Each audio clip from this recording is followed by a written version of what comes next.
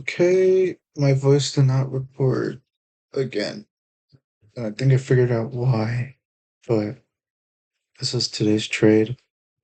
This is on my funded account. Um,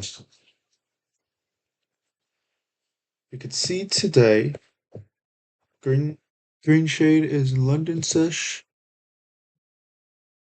yellow is the merge. We can see, we can see. London was absolutely bodied. I did not catch this. I did see it, but I did not re-enter because for me, when it's a huge thing like this, and it's a 5 minute break of structure, not market structure shift, I'll just enter and I'll dollar cost average down. So just DCA right here.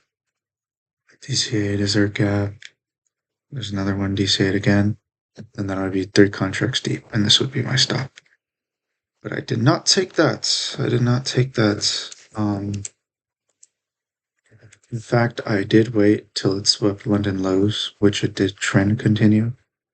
I waited for a break of structure or market structure shift to the upside, which did happen. But this one was special to me because I usually do market structure shifts because you could see this. This is delayed data, by the way, on NQ. This is live, but I'm on MNQ. But you can see this is our market structure shift right now. It did break above, so good signs. It can reach at least 15-minute liquidity, which is like resting all the way up there. Um, all right, let's get into trade though. You can see right here, to me, this validates as a market structure shift. Why? Why? Because of this long wick. This long wick is telling me a lot of buyers just bought in, bro. So what do people want to do? People like I still struggle on seeing like wicks like this, but what people do is when it pushes up and smart money starts trading, creating the move right away at the 50% of this candle, this is where their main entry would be, and their stops would be right there for smart money. But since retail is already out because of this huge trend, all the way from the top of London to even way below, it just took out most of retail that was going long. So what happens here is I like seeing the structure shift or a break. So right here, I entered. It was a little bit below. It was like right here, which is lucky. Um, but like I said, DCAing, dollar cost averaging is kind of what I've been doing as of lately. That's what's been working recently. That's another thing in the market. A lot of gurus say, I know my channel name is Mr. Guru. I did that for shits and giggles. But you really have to adapt. Like, the market changes. Like, all these, I use a lot of ICT concepts. It's just a lot of smart money stuff too, because that's generally what works.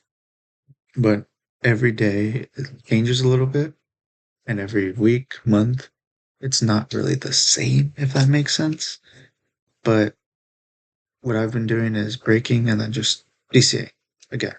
So I would have DCA'd, did a break, so inverse fair value gap. I don't like doing inverses, but you could definitely enter another one right here. When it fills the inverse right here, you're in 3 contracts, and then the final thing, the order block right there. So you're in 1, 2, 3, 4, and then your stops right here. So you're in 4 contracts. You dollar cost average down. So I'd say you'd be roughly like your entry would be like at least right here, you know. And if you really want to put your stops right there for the risk to reward.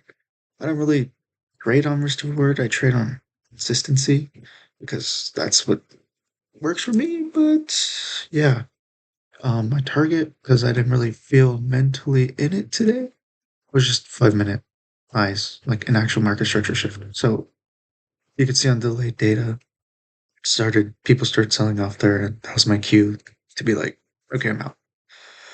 But we could see on Lifetime right now, it did break the market structure shift. And what I'm saying is it has possibility to reach at least right here. Could I have held? Yes. Did I want to because I was in the right headspace? No. So that's why I got out. And that's a big thing part of trading that a lot of people don't tell you is that your mind will literally fuck you over. Actually, like if you were like old me would, well, gamble. First, I'd be on the wrong side of the move on options, on futures now. I'd be on the wrong side of the move. Probably enter 6:30, seeing this. I'd buy. So I'd buy. I'd be like, oh, let's go, it's going up. Down, down, down. And so much drawdown, and I wouldn't sell. So, and then I'd be like, oh, it's gonna reverse, it's gonna reverse. And once I start seeing this, I'll be like, oh yeah, it's going all the way up here. But in reality, the likelihood of that happening is almost zero to none. But I just, I'd rather get out when my mental's doing bad, you know? Because if my mental's doing bad, I'm not going to trade good. I'm going to miss stuff, you know? But other than that, that was the trade for today. But yeah, I'm going to end the video, make sure all my orders are canceled. And yeah.